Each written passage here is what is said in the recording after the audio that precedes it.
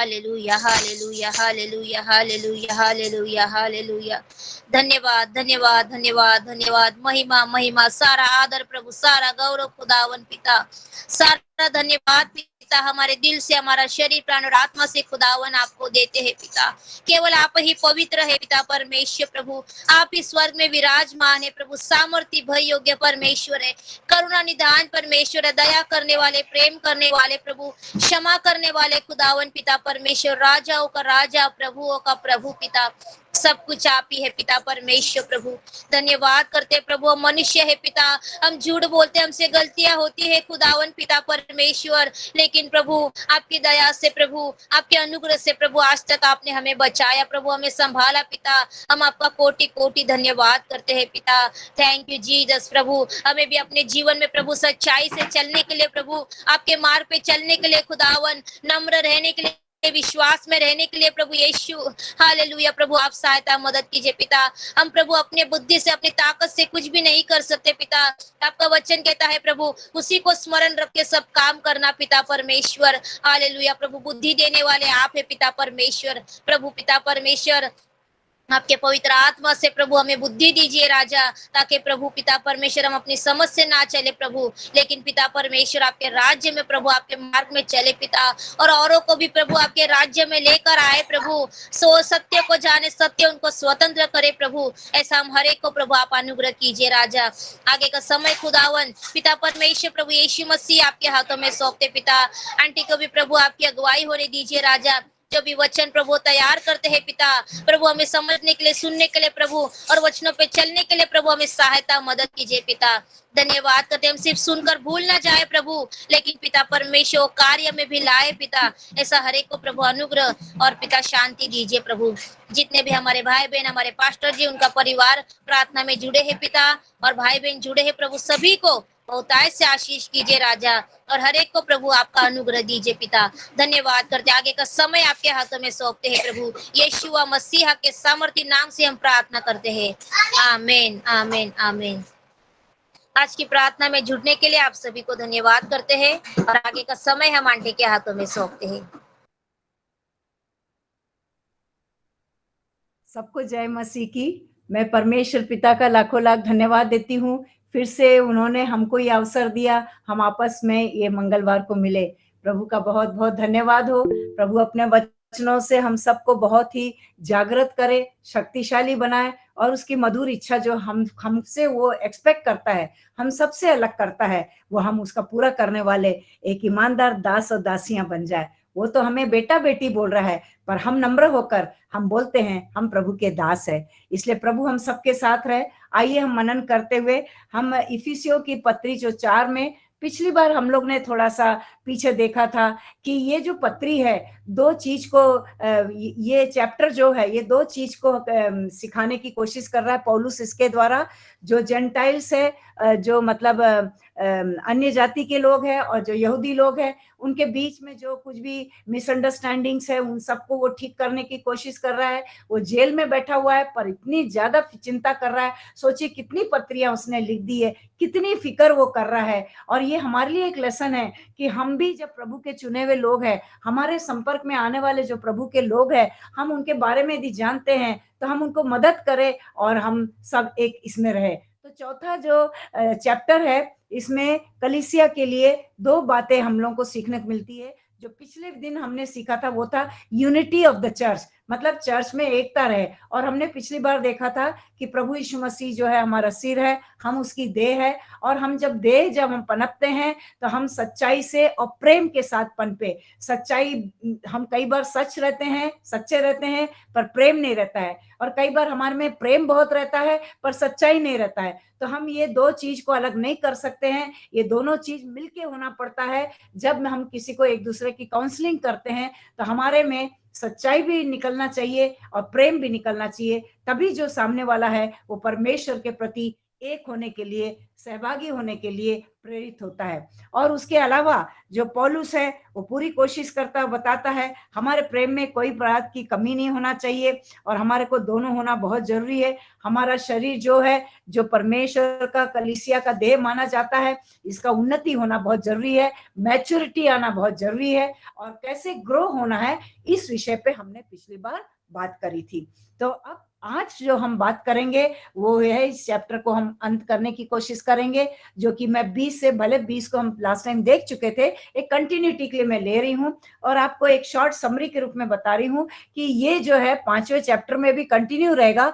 हमको purity in the church लाना है, मतलब चर्च में शुद्धता और पवित्रता को लाना है। हम कलीसिया के मेंबर है। आज ये पत्री जो है हर विश्वासियों को, जो कलीसिया के लोग हैं उनके लिए वो बात कर रहा है, वो बाहर वालों के लिए बात नहीं कर रहा है। वो जो कलीसिया में है, विभिन्न विभिन्न स्थानों में है, विभिन्न विभिन्न पोजीशन में है, परमेश्वर ने विभिन्न हम लोगों को गिफ्ट्स दे के रखे हैं और फल दे के रखे हैं। उन चीजों को हम कितने पवित्रता से उनका उपयोग करें, कितने शुद्धता से हम आगे जीवन बढ़ाए, तभी हमारी जो यूनिटी में जो है एक बोलने के लिए होता है कि एक बहुत बड़ा एक हम प्रकाशित हो उठेंगे। जैसे कि यदि आप उसमें जाएंगे,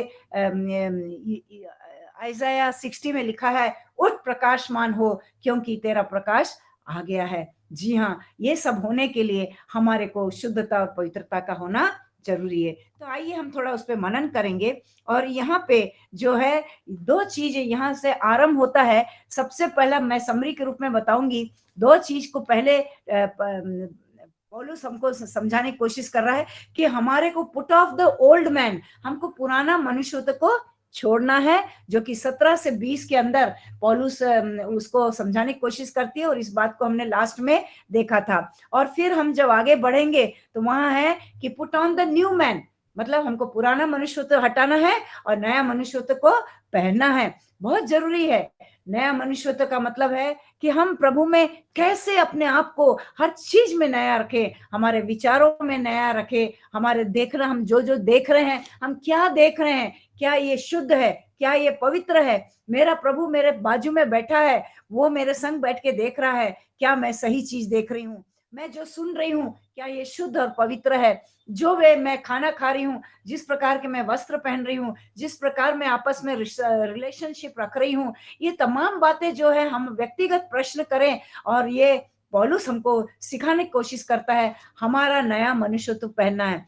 पुराना का मतलब है जो संसारिक जीवन है, उसमें हम कई बार संसारिक आशा अभिलाषाओं में फंस जाते हैं, संसारिक रिश्तों में फंस जाते हैं, लोगों को खुश करने में लग जाते हैं। परंतु जब हम परमेश्वर की अगुवाई में चलते हैं, प्रभु यीशु मसीह के टीचिंग को अपनाने लग जाते हैं, तो हमारे में नया मनुष्यत्व आता है। मतलब प्रभु यीशु मसीह को हम संपूर्ण रूप से पहन लेते हैं, प्रभु यीशु मसीह का संपूर्ण आचरण हमारे में आ जाता है और प्रभु यीशु मसीह हमारे को पूरा सिखाता है कैसे बातचीत करना, कैसे प्रार्थना करना, कैसे परमेश्वर के संग संगति करना, कैसे अपने चुने हुए आसपास कलीसिया के लोगों को संगति में बनाए रखना, कैसे औरों को प्रभु में लाना, और हर बात को जो है परमेश्वर हमको सिखाता है। यीशु मसीह हमको सिखा चुका है और हमको आगे बढ़ने को बोलता है। वो नए मनुष्यत्व को थोड़ा समझने के लिए हम रोमियो की पत्री 6 को थोड़ा सा खोलेंगे।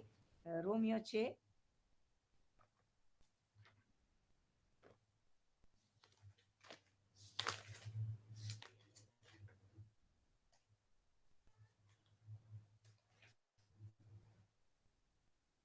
6 का 6 में इस तरह लिखा है, we know that our old self was crucified with him.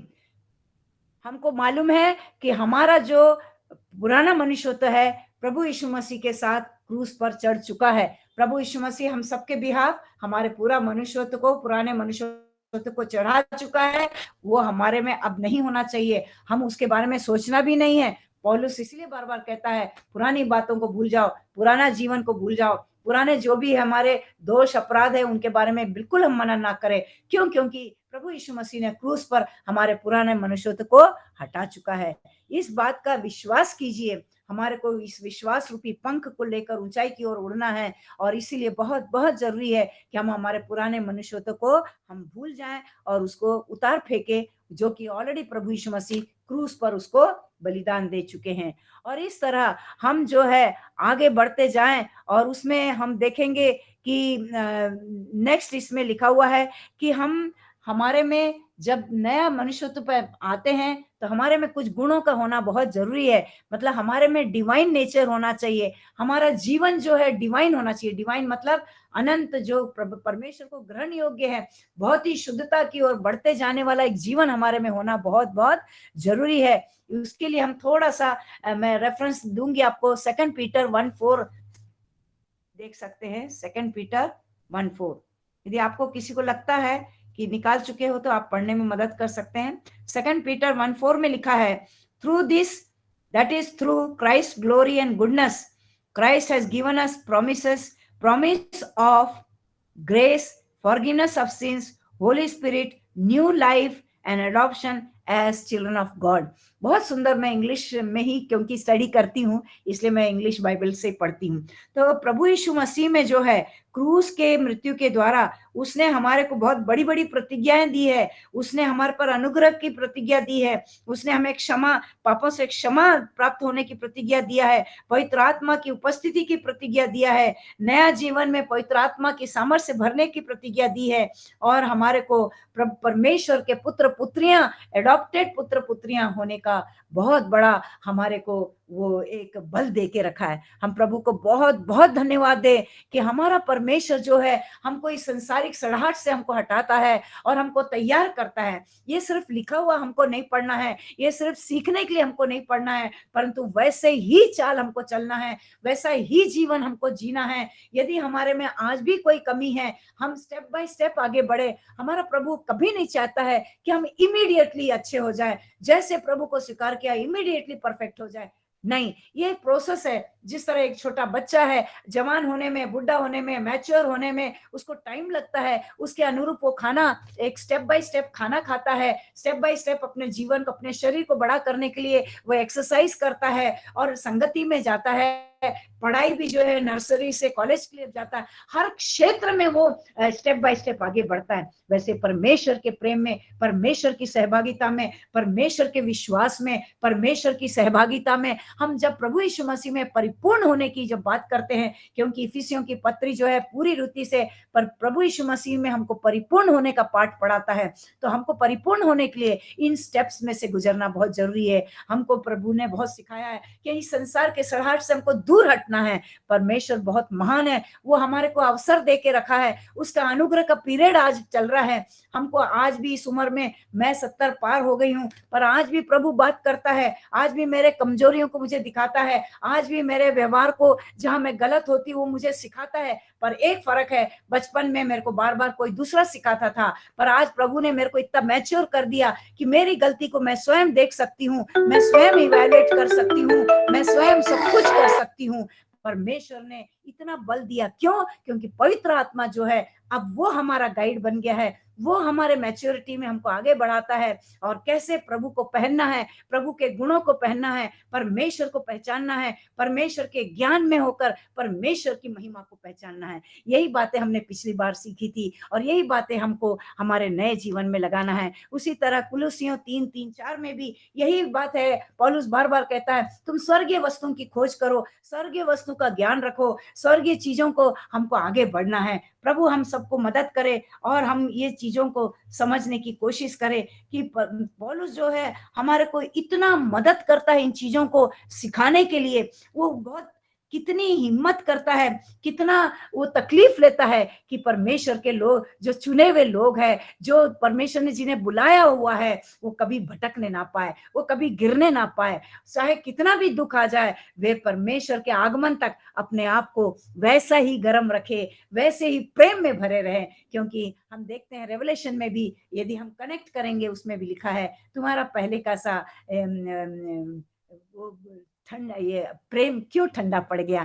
तो पौलुस चाहता है कि अंतिम न्याय के समय हम जब जितने बुलाए हुए लोग हैं, हम स्थिर खड़े रहें, हम कभी थकने ना पाए, कभी गिरने ना पाए, हम संसारिकता में बहने ना पाए, क्योंकि बाढ़ आता है तो सब कुछ बहा के ले जाता है। संसारिक आशा अभिलाषाओं की बाढ़ जो है हमको बहाने के लिए तैयार बैठी है। शैतान जो है हमको परमेश्वर के प्रेम से बहा के दूर ले जाना मांगता है। परमेश्वर के प्रेम का वो जो सोटा और लाठी हम पर पड़ता है, वह अपने हमारे ऊपर संसारिक आशा अभिलाषा की लाठी मारकर हमको उधर बटोर के ले जाता है। तो इसलिए आज हमको इन ज्ञान का केवल रखना जरूरी नहीं है, केवल ज्ञान रखना जरूरी नहीं है, परंतु उसके अनुरूप हम जब समझ गए हैं, समझदार बन गए हैं, हमारे में जब पवित्र आत्मा आ गई है, हमको आगे बढ़ना चाहिए। तो हम देखते हैं कि कुलोसियों 3 जो है उसके अंदर वो क्या बोलना मांगता है, हम थोड़ा सा उसको देखेंगे। उसमें लिखा, does a dead man have any Dzire?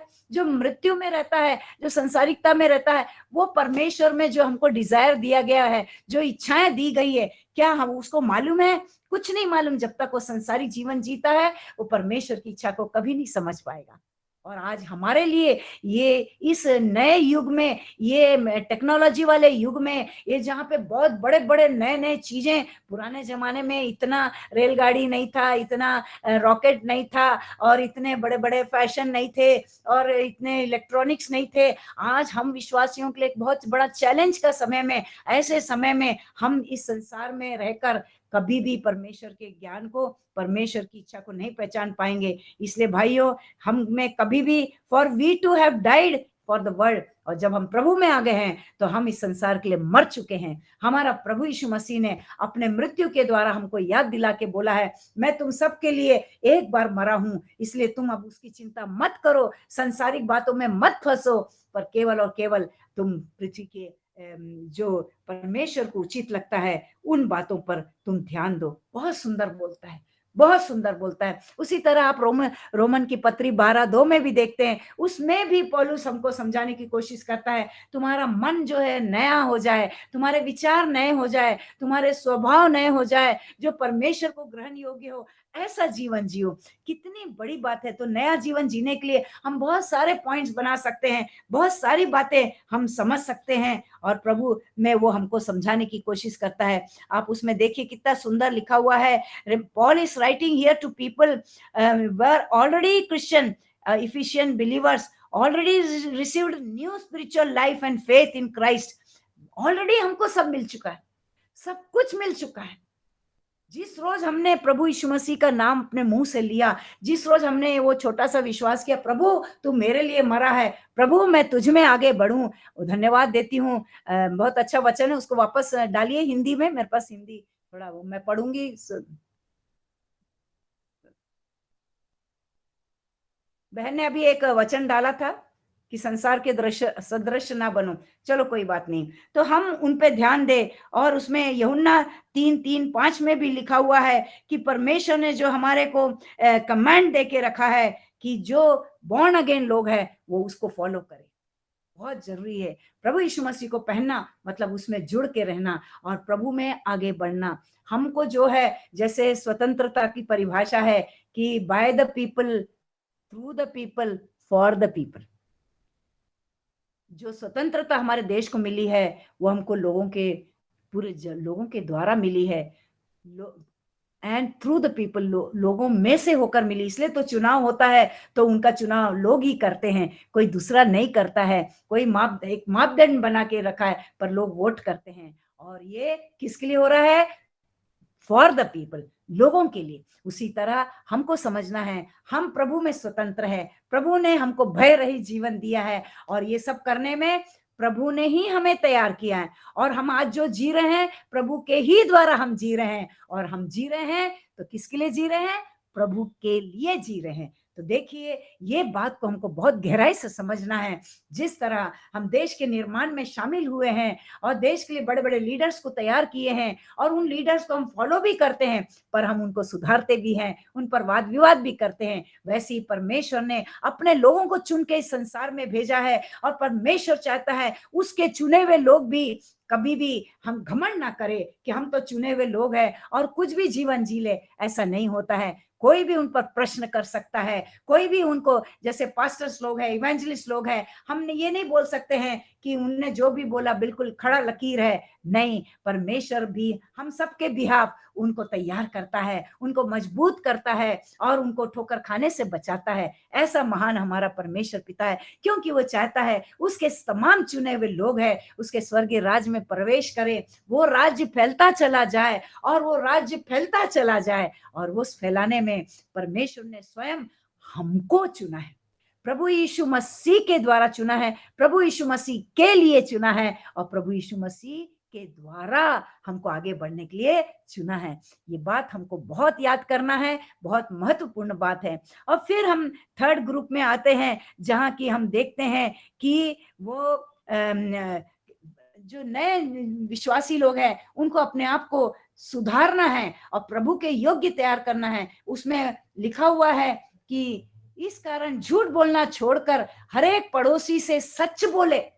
सच बोले, हम लोगों को एक दूसरे से सच बोलना है। ये बात पिछले भी इसमें आया था, सच और प्रेम संग में चलना है, और पौलुस उस चीज को बार बार याद दिला रहा है। हम जो भी, आज मैं भी यदि कुछ बोल रही हूँ, कोई अपने मन से कुछ नहीं जोड़ना है, हमको वचन के बाहर कभी नहीं जोड़ना है, हमारा स्वयं का ज्ञान कहीं नहीं लगाना है, और प्रभु को हमको धन्यवाद देते हुए प्रभु के वचन से ही हमको समझ के प्रभु में ही होकर प्रभु के लिए और प्रभु के द्वारा दिया हुआ वचन को ही हमको आगे बोलना है। तो इवन रेवलेशन में भी ये बात, अभी पास्टर जी बाइबल स्टडी ले रहे हैं रेवलेशन का, उसमें भी एक ही बात है, जो परमेश्वर ने बोला है उसी में होके हमको आगे बढ़ना है। रेवलेशन का बाइबल स्टडी अपने आप में, प्रभु में जब हम नए जीवन में आए हैं, इन किताबों का हमको अध्ययन करना है। कभी मौका मिलेगा मैं बताऊंगी, उसमें 7 धन्य वचन लिखा है, जो वो लोग धन्य हैं, जो कौन लोग धन्य हैं, रेवलेशन में बहुत क्लियर। मैं वचन के बाहर नहीं जा रही हूँ, पर मेरे को अचानक याद आया तो मैं बता रही हूँ। आज हमको प्रभु के चुने हुए लोग हैं, हमको धन्य बनना है।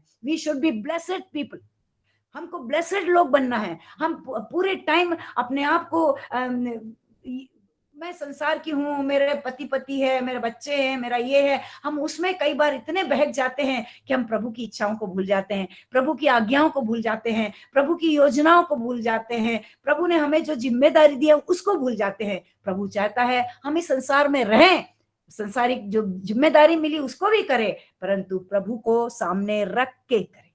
जैसे हम एक बच्चे को जब बाहर भेजते हैं, जवान लड़की को खास करके भेजते हैं, तो हम बोलते हैं देखो माँ बाप का नाम कटा के नहीं आना, ऐसा जीवन जीना कि तुम भी खुश रहो, माँ बाप का नाम भी कभी डाउन ना रहे। यही बात हमारा परमेश्वर हमको बोल रहा है, तो भी इन संसार में रहो, तुम मेरा नाक नहीं कटा के आना, तुम मेरे बच्चे लोग हो, तुमको मैंने स्वतंत्र होके भेज दिया है, जाओ जियो, खूब जियो और बहुतायत से बढ़ो, फूलो फलो, और जो काम मैंने सौंपा है उसको भी करो। ऐसा हमारा प्रभु है, वो रियल फादर है, रियल मदर है, रियल हमारा रिलेटिव है, रियल हमारा सब कुछ है। उसका लहू जो है हमारे में बह रहा है, उसका प्रेम का लहू हमारे में बह रहा है, उसकी क्षमा का लहू हमारे में बह रहा है, उसका दया का लहू हमारे में बह रहा है, उसका करुणा का लहू हमारे में बह रहा है। और बड़े बड़े प्रोमिसेस देके रखा है कि स्वर्गीय राज तुम्हारा होगा, पृथ्वी के तुम अधिकारी बनोगे। वो ऐसा वैसा नहीं बोलता है, वो किसी को चुपुड़ चुपुड़ के बात नहीं करता है, वो सच, यहाँ लिखा है सच बोलना है। और हमारे अंदर जो क्रोध है, जो एक मानवीय आदत जो है, उस क्रोध को भी हमको पवित्र आत्मा की अगुवाई में कंट्रोल में रखना है। इसीलिए सूर्यास्त होने के पहले हमारा क्रोध जाता रहना चाहिए। हम एक दूसरे से कभी भी क्रोध में आकर अपने रिश्तों को ना तोड़े और हम मजबूत होकर एक दूसरे को प्रभु के प्रेम में बांधे रखे। ये है, we have to have divine nature. प्रभु का जो नेचर है, क्षमा का नेचर है, दया का नेचर है, और एक दूसरे को समझने का नेचर है, एक दूसरे को उठाने का नेचर है, एक दूसरे को उन्नत बनाने का नेचर है। ये हमारा प्रभु काम कर रहा है। वो प्रभु हमको फलवंत करता है। वो कहता है मेरे में जुड़ जाओ, शाखाएं मेरे में जुड़ जाओ, मैं शाखाओं को फलों से भर दूंगा। जो तना है उसमें फल नहीं आता है, शाखाओं में फल आता है। तो इसीलिए प्रभु हमको वैसा तैयार करता है, और ऐसा है हमारा नया जीवन। हम इसके बारे में बोलने के लिए बहुत कुछ बोल सकते हैं। और फिर हम जैसे आगे बढ़ेंगे तो हम देखते हैं वहां पे 25 में 24 में एक और बात लिखा है कि नए मनुष्यत्व को पहन लो जो परमेश्वर के अनुरूप सत्य की धार्मिकता और पवित्रता में सृजा गया। ऐसा वस्त्र पहनो, ऐसे स्वभाव में भर जाओ जो पवित्रता में सृजा गया है। हमारे को यदि उसका बहुत ये एनालिसिस करे, हमारे परमेश्वर ने हमें पवित्रता में सृजा है। वो अपना खुद का सांस हमको दिया है, अपना खुद का नेचर हमको दिया है। इसीलिए तो लिखा है अपने स्वरूप में उसने बनाया। ये छोटा बात नहीं है, छोटा बात नहीं है। हमारा दिमाग प्रभु का दिमाग है, हमारे में ज्ञान प्रभु का दिया ज्ञान है। इसीलिए कभी कभी बर्थडे विशेष करते तो अपन बोलते showers of blessing of God from his heavenly riches. उसके जो स्वर्गीय खजाने से जो हमको दे के रखा है, वो सबको नहीं बांटता है भाइयों बहनों, हमको बांटा है। उस धन को हमको संभाल के रखना है, उसमें संसारी कोई कीड़े नहीं पड़ने देना है, कोई लालच नहीं पड़ने देना है। मेरे को बहुत ज्ञान है, मैं बहुत प्रार्थना वाली हूँ, मैं बहुत अच्छा गाने वाली हूँ, मैं बहुत अच्छा जो भी बहुत सब वरदानों में मैं बहुत आगे हूँ, ऐसा हमको ज्यादा नहीं सोचना है। क्योंकि परमेश्वर अपने तरीके से, चाहे वो बालक हो, जवान हो, बुजुर्ग हो, अपने दिए हुए एबिलिटी से उनको आगे बढ़ाता है और पवित्र रखना का वो चाहता है। और हमारा को हमारी जिम्मेदारी है, उसने तो हमें सब कुछ दे दिया है, क्या हम उसका इस्तेमाल कर रहे हैं कि नहीं, हम उसको लेके आगे बढ़ रहे हैं कि नहीं, ये वो हमसे एक्सपेक्ट करता है। और फिर हम आगे देखते हैं कि वो चाहता है कि हम जो है राइचियसनेस, हम जो पवित्रता में आगे बढ़े, पवित्रता में, धार्मिकता में, दोनों चीजें, पवित्रता और धार्मिकता, नए मनुष्यत्व में, पूरा नए मनुष्यत्व का बात है 31 तक जो चल रहा है, नए मनुष्य और प्योरिटी ऑफ लाइफ। पर जो कलीसिया के लोग हैं प्योर होए और शुद्ध होने के लिए नया जीवन हो, ऑटोमेटिकली शुद्धता आएगी, और शुद्धता आएगी तो ऑटोमेटिकली नया जीवन आएगा। ये अपने आप में दोनों एक सिक्के के दोनों पहलू है। और वहां सच्चाई भी आएगी, पवित्रता आएगा, धार्मिकता आएगा, सहभागिता आएगा और एक दूसरे को क्षमा आएगा। आपको क्रोध आएगा, क्रोध आता है, माँ बाप होने के नाते बच्चे गलती करते हैं, क्रोध आता है, प्रभु भी क्रोध करता है, पर उसका क्रोध ऐसा नहीं रहता है कि वो आखिरी तक क्रोध रखे। वो अभी अवसर दे के रखा है, प्रभु यीशु मसीह आने तक हमारे पास अवसर है। हम अपने आप को स्ट्रॉन्ग करें, मजबूत करें, अच्छी संगति में आगे बढ़े। मैं प्रभु को धन्यवाद देती हूँ, आपकी संगति में रहकर मेरा जो धार्मिकता है, मेरा जो प्रभु के वचन के प्रति जो ईमानदारी है, उसको बढ़ाने में आपने इतना मेरे को मदद किया। सच में आप सब पौलुस के समान हैं। आपके वो उपस्थिति जो है मेरे लिए उस पत्री के समान है जो मुझे सुधारने में मदद कर रहा है। God bless you all. आइए हम एक दूसरे को इसी तरह आगे बढ़ाएं, इसी तरह हम उनको एनकरेज करें एक दूसरे को। और एक दूसरे को जितना आप आशीषित वचन बोलेंगे, जितना आप पॉजिटिव वर्ड्स बोलेंगे, प्रभु की उन्नति के लिए आप एनकरेज करेंगे, उतना प्रभु की कलीसिया प्रभु में पवित्रता, शुद्धता और धार्मिकता में आगे बढ़ेगा। और फिर हम देखते हैं कि जो पाप है उस पाप से हमको दूर होना है। 29 में लिखा है, कोई गंदी बात तुम्हारे मुंह से ना निकले और आवश्यकता के अनुसार वही निकले जो उन्नति के लिए।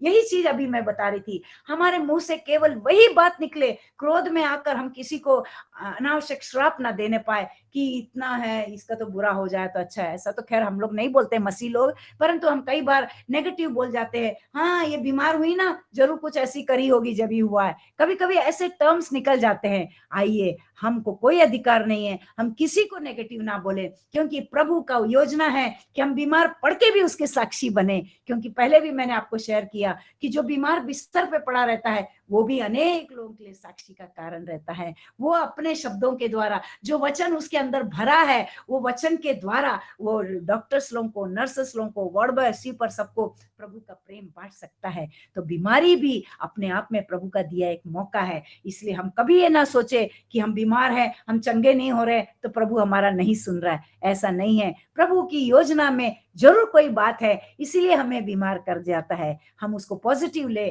और प्रभु की महिमा करें और हर बात के लिए धन्यवाद दे। तो देखिए, प्रभु यीशु मसीह को देखिए, उनको क्रूस की मृत्यु होने पर भी उन्होंने कभी पिता परमेश्वर का कभी नेगेटिव बात नहीं बोला, बल्कि बोला, प्रभु पिता ये नहीं जानते क्या कर रहे, इन्हें आप क्षमा कीजिए। आपका सौंपा हुआ काम मैंने कर लिया। वो माँ आपने दिया, वो माँ को भी मैंने बिलीवर बेटे के हाथ में सौंप दिया है। आपने जो चेले मुझे दिए उनको भी मैंने काम में लगा दिया है। He was accountable for his job. प्रभु यीशु मसीह अपने कार्य का हिसाब दे रहा था परमेश्वर पिता को। जी हाँ, हमको हमारे पिता ने चुना है, हमको बेटे बेटियां बनाया है, हमको संत बनाया है, हमको जीवित पत्थर बनाया है, हमारे शरीर को मंदिर जैसे स्वीकार किया है। हमको हमारा हिसाब देना पड़ेगा। प्रभु हमसे पूछेगा। वचन में मत्ती और यूहन्ना में सब यीशु मसीह स्वयं बोलते हैं, उन दिनों में मैं पूछूंगा, तूने मुझे पानी पिलाया नहीं, तूने मुझे खाना दिया नहीं, तू प्रभु प्रभु करा, किसको करा नहीं मालूम है। ये तमाम बातें जो है प्रभु यीशु मसीह ने जिस तरह दर्शन के द्वारा पौलुस को सिखाया, पौलुस ने हमारे को, जो कलीसिया में नए नए आ रहे थे, अन्य जातियों को भी बोला, तुम प्रभु यीशु मसीह समान बनो, अन्य जातियों के समान वो पुराना जीवन को हटा दो, उस पे वाद विवाद मत करो। कोई क्वेश्चन आंसर नहीं है। कई बार वाद विवाद करा के भी शैतान को हम मौका देते हैं। इसलिए बेटर है कि हम पुरानी बातों को भूल जाएं। परमेश्वर महान पिता परमेश्वर है, उसका तरीका बहुत महान है, अद्भुत है। वो अपने लोगों के द्वारा हम लोगों को आगे बढ़ाता है, पवित्र आत्मा रूपी अग्नि में हमको प्रज्वलित करता है और बोलता है कि जाओ आगे बढ़ो, और मैंने जो प्रकाश तुम्हें दिया, मैंने जो ज्ञान तुम्हें दिया, मैंने जो कैपेबिलिटी तुम्हें दिया, मैंने जो तोड़ा तुमको दिया है, तुम उसको जाओ और इस संसार में फलो फूलो, औरों को भी मेरे साम्राज्य में लाओ। क्योंकि जब अंतिम दिन आएगा, प्रभु यीशु मसीह आएगा, 1000 वर्ष तक वो साम्राज्य जो परमेश्वर का साम्राज्य है उस पे वो राज करेगा। वो राज करते समय हम लोग इने गिने 10-12 बैठने से नहीं चलेगा।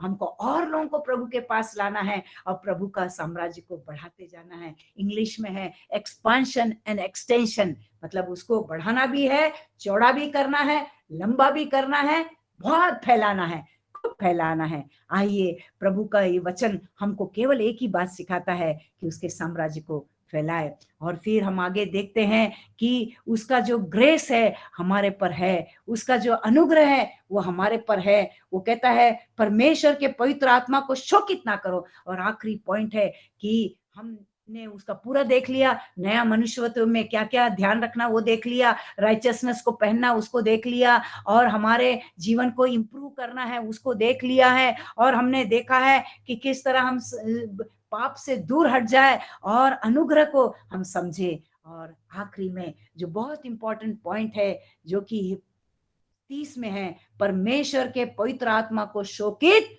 मत करो। जब आप नए जीवन में आ गए हैं तो वाद विवाद करके, क्योंकि उस समय कलीसिया में यहूदी लोग भी थे, अन्य जाति भी थे, तो यहूदी लोग जो थे, क्योंकि वो मूसा के व्यवस्था को जानते थे, इसीलिए वो कहता है परमेश्वर के पवित्र आत्मा को शोकित मत करो, मत करो। और क्या लिखा है, जिससे तुम पर छुटकारे के दिन छाप दी गई है। हमको जब छुटकारा मिला है, हम यूं ऐसे ही नहीं छुटकारा दिया। प्रभु यीशु मसीह पर केवल नाम पर विश्वास कर लिया तो हमारा फाइनल उद्धार हो गया, ऐसा नहीं है। उसको कंफर्म किया परमेश्वर ने अपना सील लगा के। जैसे आप कॉलेज में, यूनिवर्सिटी से आपको डिग्री मिलती है, तो वो डिग्री भले आप पास हो गए, आपका रिजल्ट आपका डिग्री नहीं है। आप देखना, कहीं भी जॉब में जाइए, रिजल्ट से जॉब नहीं मिलता है, आपको डिग्री दिखाना पड़ता है। उसमें वाइस चांसलर का, यूनिवर्सिटी का सील लगा रहता है। जी हाँ, हमारा परमेश्वर पिता ने प्रभु यीशु मसीह के द्वारा हमको मार्ग दिखाया उद्धार का, हमारे को उद्धार का नाम दिया, हमको उद्धार का लहू से हमारे को शुद्ध किया। सारे प्रोसेसिंग के बाद फाइनल प्रोसेसिंग है कि अपना सील लगाया है, छुटकारे के दिन के रोज सील लगाया। और उस पवित्र आत्मा को हम कभी शोकित नहीं कर सकते हैं।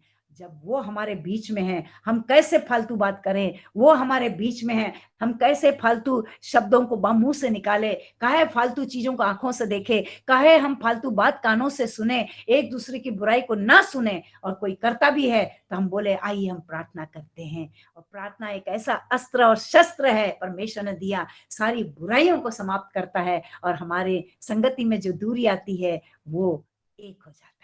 प्रभु आपके साथ रहे, प्रभु मेरे साथ रहे। और अंतिम वचन है, एक दूसरे पर कृपालु करुणामय हो, जैसे परमेश्वर ने मसीह में हमारे अपराध को क्षमा किया, तुम भी एक दूसरे के अपराध को क्षमा करो। इतना महान पिता है कि हमारे को उसने इतने बड़े बड़े अपराध किए। हम तो सुनते हैं कई लोगों का टेस्टमनी कि जेल खाने में मर्डर करने के बाद भी जेल खाने में जाने वाले को भी प्रभु ने क्षमा किया है। और वो डाकू जो सबसे बड़ा उदाहरण, डाकू जो ऊपर था, वो कहता है तू आज ही अपने साथ मुझे भी स्वर्ग लोक ले जाना। इतना बड़ा विश्वास प्रभु सबको अवसर देता है। और ये कब होएगा? जब आप और मैं सब प्रकार के कड़वाहट, प्रकोप, क्रोध, कलह सबको दूर करके हम एक दूसरे को क्षमा करें, एक दूसरे को स्वीकार करें। और आइए हमारी कलीसिया प्रभु की कलीसिया बन जाए।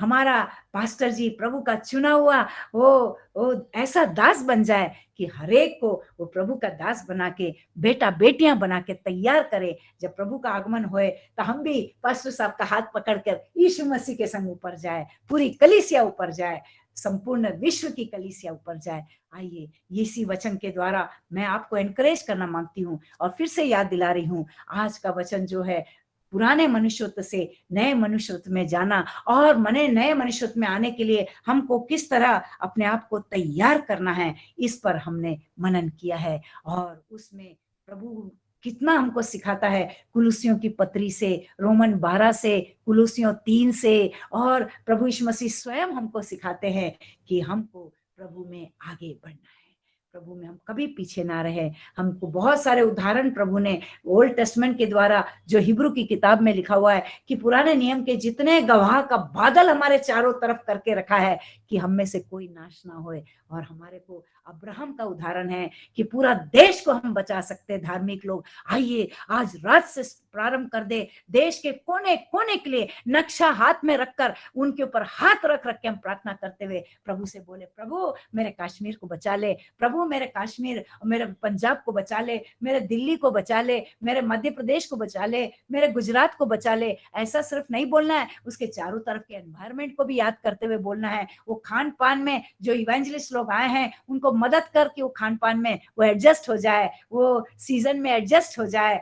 प्रभु सबको शांति दे और प्रभु का वचन कभी खाली ना जाए। और आप जितने जवान लोग सुन रहे हैं, केवल सुनते ना रहिए, प्रभु के लिए आगे बढ़िए, दौड़ते जाइए। प्रभु आपको आशीष दे। मैं धन्यवाद देती हूँ, आज का वक्त आपने दिया। प्रभु आप सबको आनंदित और मगन रखे। और इन अंतिम दिनों में आइए हम एक दूसरे को और लोगों को प्रभु की सहभागिता में लाने वाले बन सके। आमीन। God bless you all. God bless you.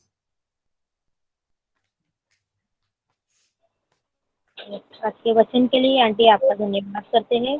परमेश्वर आपको इसी तरह से और प्रार्थना में अगुवाई करे, वचनों में अगुवाई करे, आपको और आपके परिवार को परमेश्वर सुरक्षित रखे। God bless you aunty. और आगे का समय हम पास्टर जी के हाथों में सौंपते हैं। आशीष वचन और अंतिम प्रार्थना कीजिए। माइक म्यूट है पास्टर जी, आपका माइक म्यूट। मैं पिता परमेश्वर को धन्यवाद देता हूँ।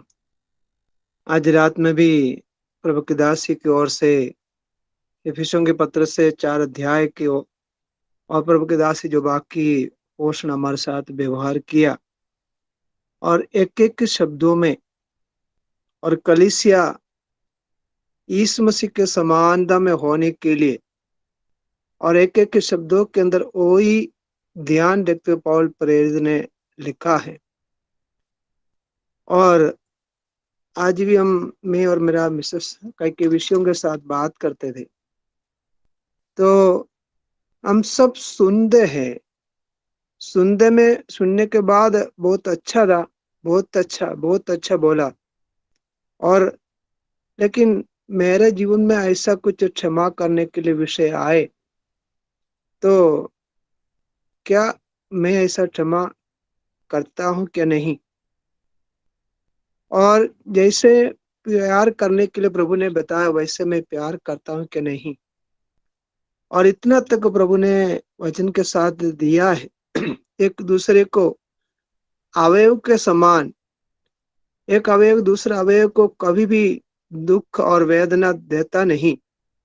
इतना एक आत्मिक रिलेशन, पूरी स्पिरिचुअल रिलेशन प्रभु एक व्यक्ति दूसरे व्यक्ति के साथ दिया है।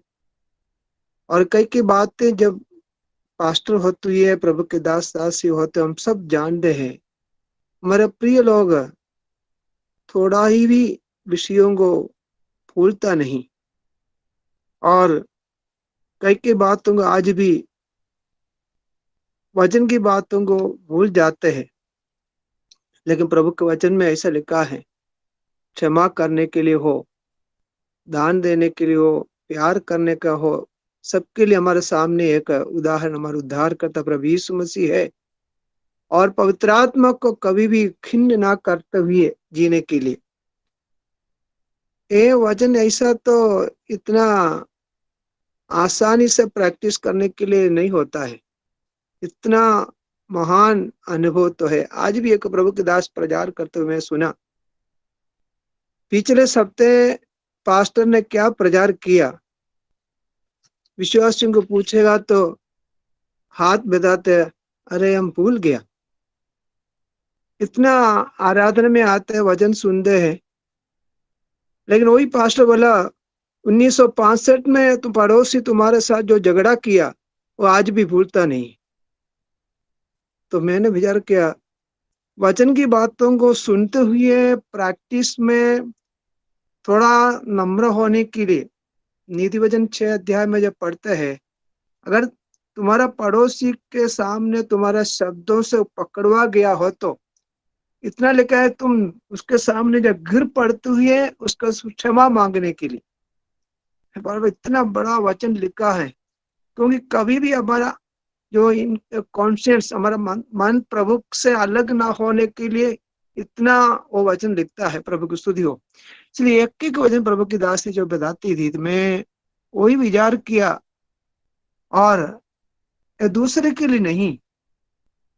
और एक बार एक पास्टर प्रचार करते हुए मीटिंग के बाद पास्टर को बोला, पास्टर आपने अच्छा प्रचार किया, बहुत अच्छा वचन आपने बोला, लेकिन जो वचन आपने बोला सुनने के लिए जो व्यक्ति था आज चर्च में नहीं आया। देखो, ऐसा विचार करते हैं। और कोई विषय हुआ आप मेरे लिए नहीं, जो आया नहीं उसके लिए प्रभु के दास ने प्रचार किया बोलता है। क्योंकि उसके आजकल वही है, प्रचार सुनते हुए मीटिंग में गया, यूथ मीटिंग गया, प्रार्थना किया, सब कुछ किया, उसके बाद भी मेरे जीवन में क्या बदलाव हुआ वो नहीं है। वो उसके लिए प्रचार किया था, इसके द्वारा ये बाइबल स्टडी वो सुनने का था। ऐसा तो कई बार हम बोलते, लेकिन मुझे सुनते हुए, मैं सुनते हुए वही विचार किया, मुझे कहा जगह में अभी भी जो मेरे जीवन के सुधारने के लिए बाकी है, किसके सामने मेरा मन ठीक नहीं है, ये मेरे पत्नी के साथ हो, बच्चों के साथ हो, पड़ोसी के साथ हो, कहीं भी हो, प्रभु के आत्मा के उद्देश्य ही हमको और भी वो हमारे यीशु के समानता में बनाने के लिए, जैसे प्रभु की दासी ने बताई। और एक दिन से हम परिपूर्ण नहीं होता, लेकिन हम रोज रोज अपना रूपांतर के अनुभव में बढ़ने के लिए पवित्र आत्मा वचन के द्वारा हमको सहायता करता है। इसलिए हम कोई भी उसके पवित्रता के सामने आज तक संपूर्ण नहीं, जब वो प्रकट हो जाता है तब हम उसके समान में हो जाएंगे। हालेलुया। वो उत्तम अनुग्रह के वचन के लिए मैं प्रभु को धन्यवाद देता हूँ। आइए हम प्रार्थना करें। जिंदा हमारा आसमानी खुदा, हम आपके तारीफ और धन्यवाद स्तुति करते हैं। हमारा उद्धार करता प्रभु यीशु मसीह के लिए हम धन्यवाद देते हैं। वही पवित्र नाम के कारण आज हम आपके बच्चे होते आपकी स्तुति और तारीफ करने के लिए हमको अनुग्रह दिया। विश्वास की यात्रा में जो वचन हमारे लिए आपने दिया है प्रभु के दासों के द्वारा, आज भी यही वचन की जो प्रचार हम करते, हम सुनते हैं प्रभु जी, प्रचार करने के लिए और सुनने के लिए नहीं, ये हमारे जीवन के लिए अनुग्रह और आशीर्वाद, दूसरों के सामने, दुनिया के सामने और कलीसिया के बीच में अपने जीवन एक नमूना के समान रखने के लिए कृपा दीजिए। आज भी क्षमा करने के लिए इच्छा नहीं आता है, दया करने के लिए इच्छा नहीं, और क्रोध आज भी मन के अंदर भाइयों के विरुद्ध में, बहनों के विरुद्ध में, और ऐसा खुद के परिवार के अंदर भी कई लोग करते रहते हैं। उसके बावजूद उसके बाद भी रोज रोज प्रार्थना करते हैं क्षमा के बिना। जैसे आप प्रभु के दास पौल ने बताया, जैसे प्रभु यीशु मसीह ने किया, प्रभु जी वैसे हमको भी करने के लिए आपने कृपा दीजिए। प्रभु आपके पवित्र वचन के लिए धन्यवाद हो। आपकी दासी के जरिए से आज भी वही पवित्र वचन सुनने के लिए आपने कृपा दिया। ये हमारा शरीर, हमारा आत्मा, हमारा प्राण में और भी शुद्धिकरण के अनुभव के लिए आपकी प्रकटीकरण में उसके साथ हमको भी मिलने के लिए तैयारी के साथ रहने के लिए हमको कृपा दीजिए। ये प्रार्थना में जुड़ा हुआ एक एक आपकी दास दासियों के लिए धन्यवाद हो। लीडिंग किया हुआ प्रभु बहन के लिए भी धन्यवाद। हम सबको आपने अनुग्रह दीजिए। दोबारा जब तक हम ना मिले, एक दूसरे को दूर में हो नजीक में हो, प्रार्थना में याद करते हुए आपके आगमन की तैयारी के साथ रहने के लिए कृपा दीजिए। सब कुछ आदर महिमा आपको ही देते हैं। आपकी दासी के लिए धन्यवाद हो, और भी आपकी दासी को बलवंत कीजिए। प्रभु के सेवकाई में जो भाग हमारे लिए किया है उसका प्रतिफल भी आपने स्वर्गीय भंडार से देते हो। आपकी दासी और परिवार को आशीर्वाद दीजिए। आदर महिमा सब कुछ हम आपके चरणों में समर्पण करते हुए प्रार्थना हमारा मुक्तिदाता यीशु के पवित्र नाम से मांगते हैं, आमीन। पिता धन्यवाद, धन्यवाद। अब अपने पिता परमेश्वर का प्रेम, यीशु मसीह का अनुग्रह, पवित्र आत्मा की विशेष संगति तथा सहभागिता हम सब के साथ, दुनिया भर रहने वाले सर्व संतों के साथ प्रभु यीशु मसीह का दूसरा पवित्र आनंद होते रहे। आमीन, आमीन। सबको प्रभु आमीन। हालेलुया।